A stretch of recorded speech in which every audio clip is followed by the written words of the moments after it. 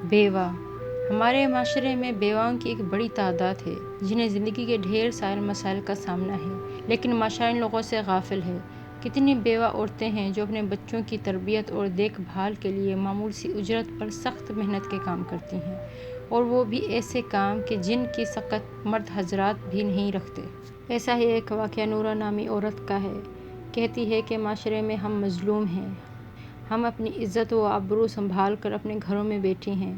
زندگی کے مسائل اور پریشانیوں سے ہمارا دل چور اور ہمارے احساسات مجروح ہیں۔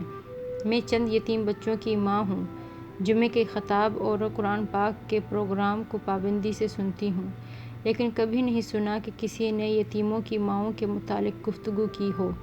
وہ اپنا واقعہ بیان کرتے ہوئے کہتی ہیں کہ جب میری عمر 49 سال کی تھی تو میرے شوہر کار ایکسیڈنٹ کا شکار ہو گئے اور 4 معصوم بیٹیوں کو چھوڑ کر وفات پا گئے۔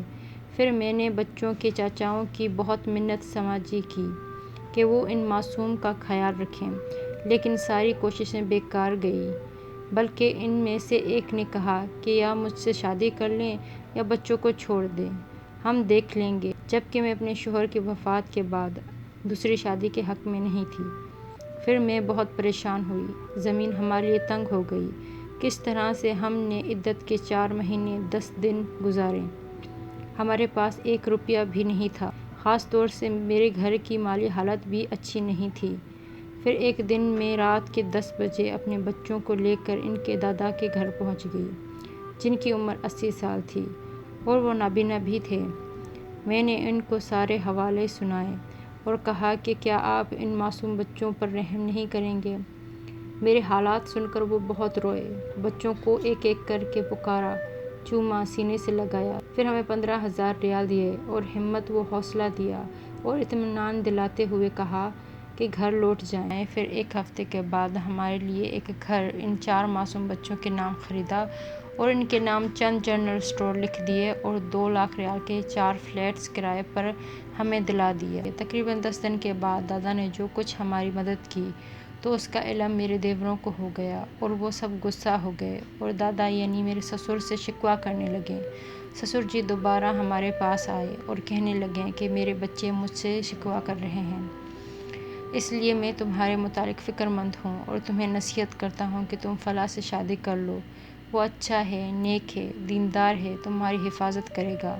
میں نے کہا کہ میں شادی نہیں کرنا چاہتی۔ کہنے لگا کہ میری بچی، شادی سے تم محفوظ ہو جاؤ گی اور شاید اس سے کوئی بیٹا ہو جو اپنی بہنوں کے لیے سایہ دار درخت ثابت ہو۔ میری بچی، میری زندگی شاید بہت مختصر ہے، میں تم پر اور اپنی پوتیوں پر مطمئن ہو جانا چاہتا ہوں۔ پھر میں نے شادی کر لی اور زندگی کے باقی دن بہت خوبصورتی سے گزارے۔ آخر میں کہتی ہے کہ میں آپ سب سے امید کرتی ہوں کہ ہم یتیموں کی ماؤں کو نہ بھولیں۔ دوسری عورتوں کی طرح ہم بھی شادی کی ضرورت مند ہیں، اور میں اپنے گھر والوں اور اپنے بچوں کے چاچاؤں سے امید کرتی ہوں کہ وہ سمجھنے کی کوشش کریں اور بچوں کی تربیت کی دلیل دے کر شادی سے محروم نہ کریں۔ میں آپ سب سے گزارش کرتی ہوں کہ ہم بیواؤں اور یتیم بچوں کی ماؤں کا خیال رکھیں۔ اس واقعے کے سننے کے بعد میں اپنے آپ سے پوچھتی ہوں کہ ہمارے معاشرے میں بیوہ شادی سے کیوں محروم رہتی ہے، اور اگر شادی کر لیتی ہے تو بچوں سے محروم ہو جاتی ہے، یا بعض حالات میں اپنے یا بچوں کی وراثت سے محروم ہو جاتی ہے۔ بعض دفعہ تو مجبور بھی کر دیا جاتا ہے کہ وہ اپنے حقوق سے دستبردار ہو جائے۔ جیسا کہ آپ نے مذکورہ واقعے میں پڑھا کہ کس طرح اس عورت کے شوہر کے بھائی یعنی دیور اس سے دور ہو گئے، بلکہ اسے دوسروں سے شادی نہ کرنے کی دھمکی بھی دی اور یہاں تک کہہ دیا کہ کسی طرح کے حقوق کا مطالبہ کیا تو اچھا نہیں ہوگا۔ ایک مرتبہ کی بات ہے، ایک عورت نے مجھے فون پر بتایا کہ شادی کا ارادہ کرنے پر اس کے شوہر کے گھر والوں نے اسے گھر سے نکال دیا۔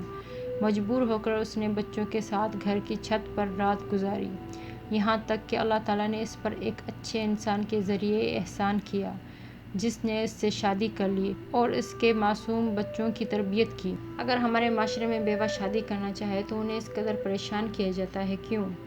کیا ان کا حق نہیں ہے کہ وہ شادی کرے اور ان کے بچے ان کے ساتھ رہیں؟